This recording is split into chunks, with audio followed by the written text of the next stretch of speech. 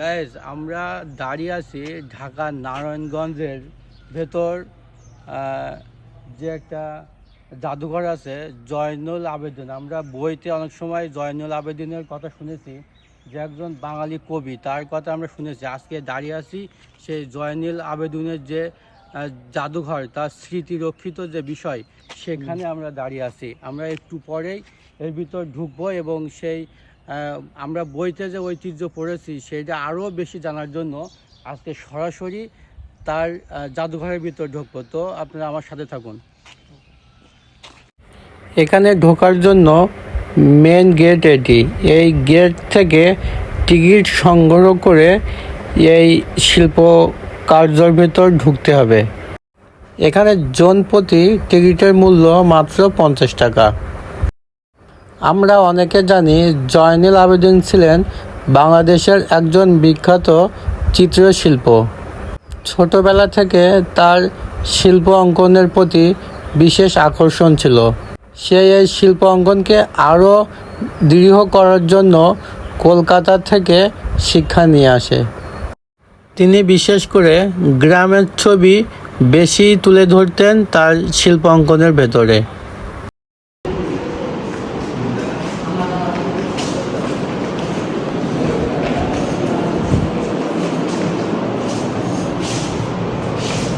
আছে জয়নুল আবেদিনের ব্যবহৃত পোশাক, পাঞ্জাবি ও পাজামা। শার আছে পাঞ্জাবি, এটা হচ্ছে তার পাঞ্জাবি আর তার পায়জামা। আর তার আছে ঘোড়া আকৃতি পুতুল, যে আমরা কবিতায় তার যে সমস্ত পুতুল পড়েছি, যে ব্যবহৃত যে জিনিসপত্র পড়েছি, সেই সমস্ত হচ্ছে এইগুলা। আর এটা হচ্ছে আবেদিনের পোশাক এবং চিত্রাঙ্কনের সরঞ্জাম। এমনভাবে ভিডিও ম্যাক্সিমাম কথার সাথে মিলবে, তখন পরের কথাগুলো। আবেদিনের ব্রাশ, কত বছর আগে ব্রাশটা কোনো ঠিক নেই। আগে দামি বিরাট আগে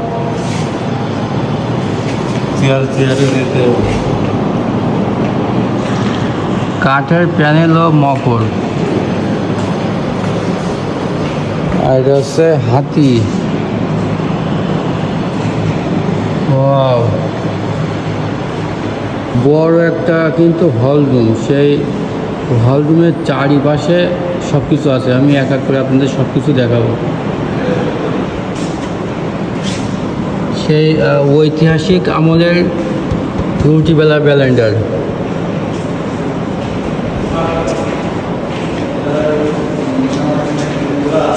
কুমিরে মাছ খাচ্ছে এমন একটা কাঠের ইয়ে করা। এটা হচ্ছে মানুষের আকৃতি একটা কাঠের পুতুল।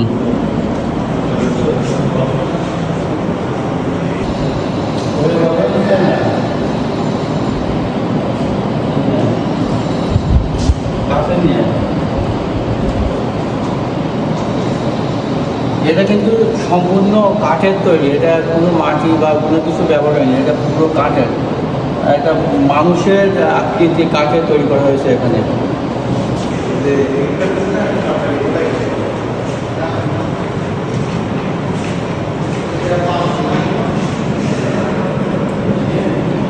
এটা বিষয়ে বললাম না, মানুষ, আবার হাতের মুখ, আবার তার পাখনা, দুই মাথাওয়ালা সাপ।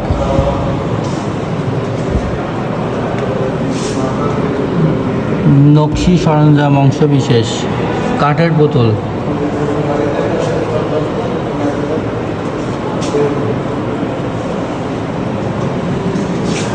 গণেশের মূর্তি।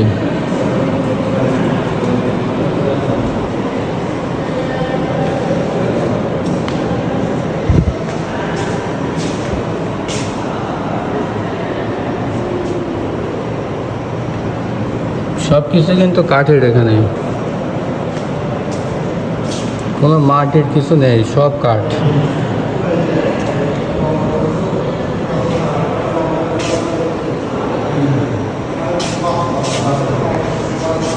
এই বিষয়টা আমার কাছে খুব একটা ভালো লেগেছে, যে আমরা সবসময় আমাদের বাসায় ছোট ছোট জাতি কল দেখি। এখানে যে পান বাটা বা যাদের দাঁত নেই মূলত তাদের বেটে কোনো কিছু দেওয়ার জন্য যে ঝাঁটা, সেই ঝাঁটা কিন্তু কত বড়, সেই জাতা কল দেখতে পাচ্ছেন কত বড় জাতা কল। এখানে আছে সব কাঠের জিনিস।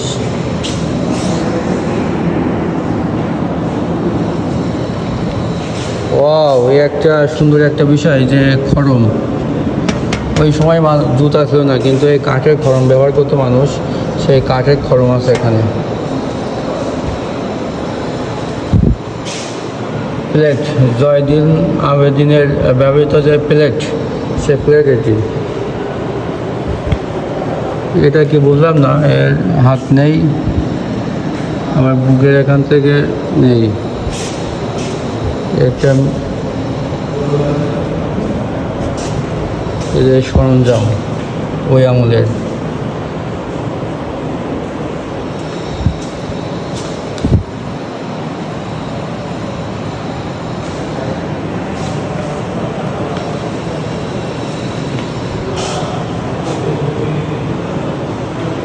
নৌকা,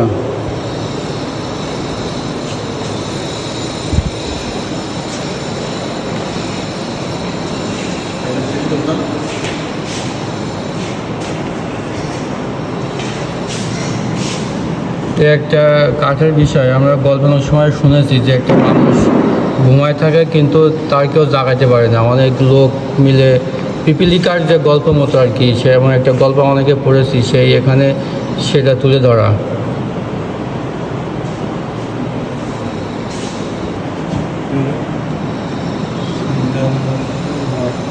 এটা হচ্ছে জয়নুল আবেদিনের ব্যবহৃত যে কাঠের সিন্দুক, সেটি ওই সময় তার যে সমস্ত পার্সোনাল জিনিস ছিল সেগুলো এই কাঠের বাক্সের ভিতরে রাখা হতো। গ্রামের একটা ঐতিহ্য তুলে ধরা হয়েছে এখানে, যে এক এক মানুষ এক এক রকম কাজ যে ব্যস্ত।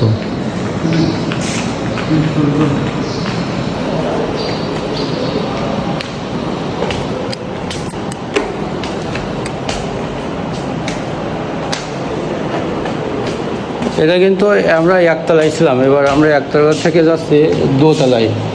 তার জিনিস দোতলায়ও আছে, এটা সেই দোতলা।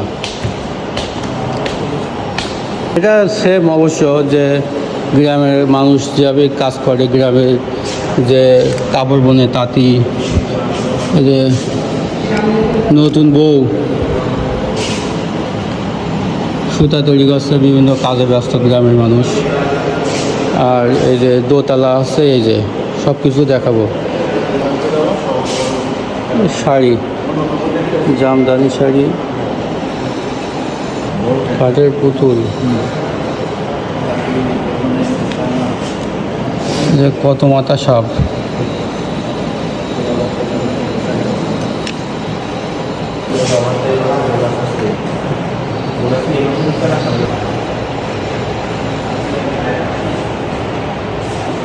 সব কিন্তু সব কাঠের জিনিস, সব এখানে সম্পূর্ণ সব কিছু কাঠের। পোড়ামাটির নকশা,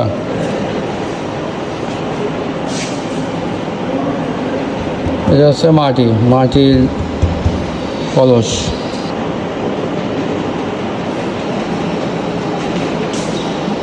এগুলো সব কাঠের বিভিন্ন হাঁস, নৌকা, বিভিন্ন কিছু।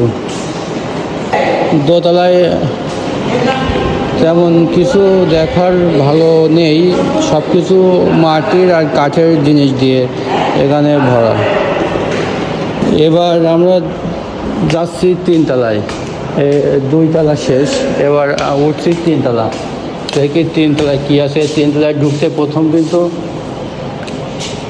এর একটা কাঁথা, গ্রাম অঞ্চলে যে কাঁথা তৈরি করে, সেই কাঁথা এখানে ইয়ে করা। উঠে আসলাম এই যে তিনতলা, দুইতলা শেষ, এটা হচ্ছে তিনতলা।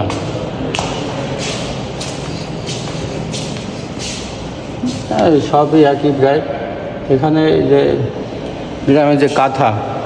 জয়নুল আবেদিন মূলত গ্রামে বাস করত। গ্রামের যে ঐতিহ্য তার কবিতায় তার জীবনে সব কিছু তুলে ধরেছে এবং এখানে তার এখানে তার জাদুঘরেও সেরকম কিছু তুলে ধরা, গ্রামের প্রকৃতি।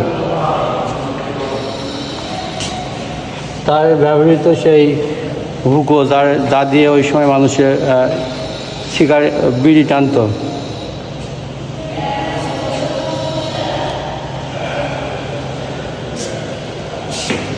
তাজমহল,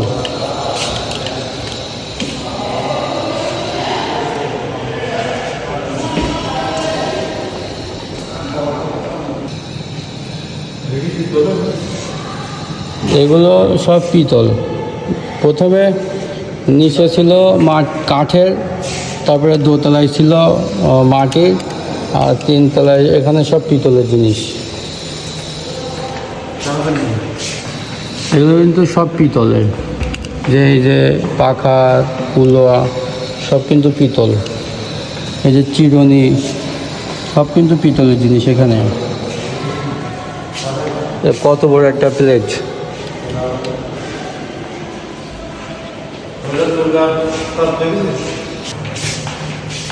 এখানে আছে সব কিছু। এখানে মূলত যে প্লেট বা এই যে মূর্তিগুলা, এখানে কোন জিনিসটা কত সালে এবং কোথায় পাওয়া গেছে এগুলো কিন্তু আদিকালের যে সমস্ত জিনিস, মাটি খুঁড়তে, মাটি ঘর বাড়ি করার সময় আমরা মাটির তলা থেকে যে সমস্ত জিনিস পাই সেই সমস্ত কিন্তু এখানে নিদর্শন করে রাখা মূলত। কিন্তু এই যে প্লেটটা কোথায় পাওয়া গেছে, কত সালে পাওয়া গেছে সব ওখানে লেখা। এটাও কত সালে কোথায় পাওয়া গেছে সব কিন্তু ওই যে এই বোর্ডে সব কিছু লেখা আছে। এই যে একটা রাধাকৃষ্ণর মূর্তি, এটা কিন্তু পাওয়া গেছে কুমিল্লায়। এটা কিন্তু পাওয়া গেছে কুমিল্লায় ঊনবিংশ শতাব্দীর সময়ে।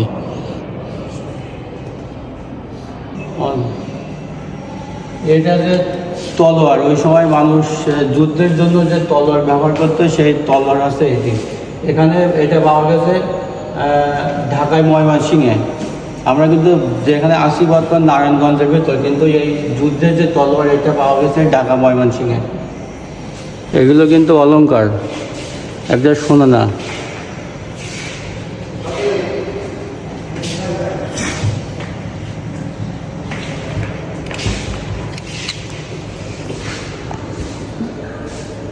হাতের ব্রেসলেট, কোন রাজার হাতে ব্রেসলেট ছিল কোনো ঠিক নেই।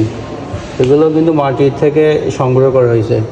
এই যে অলংকার, এগুলো কোন রাজা বা কোন রাজার বউ ব্যবহার করতো এটা কোনো ঠিক ঠিকানা নেই। রাজার রানী।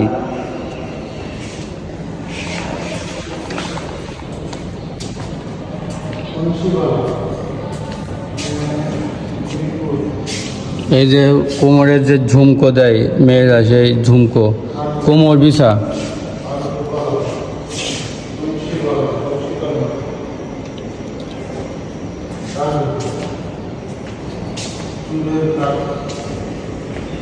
যাই হোক সব কিছু সুন্দর তিনতলায়। এটা কি?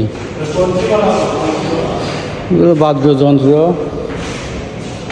এগুলো সব অলংকার। এখানে সব অলংকার। এখানে এসে খেলনার পুতুল, এই যে চা আছে, খুবই সুন্দর,